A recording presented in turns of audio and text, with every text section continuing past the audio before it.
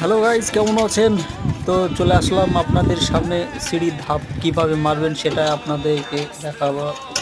তো চলেন, সেটা আপনারা কিভাবে সিঁড়ির ধাপ মারবেন, তো আমার এই ভিডিওটা সম্পূর্ণ ওয়াচ করবেন, তবেই সিঁড়ির ধাপ মারা আপনারা বুঝতে পারবেন যে কিভাবে সিঁড়ির ধাপ মারে। তো চলেন মূল কথায় ফিরে যাই। তো সিঁড়ির ধাপ যখন মারবেন, আপনি আপনার সব প্রথমে ওপরের টাপ্পাটা আপনাকে মেরে নিতে হবে।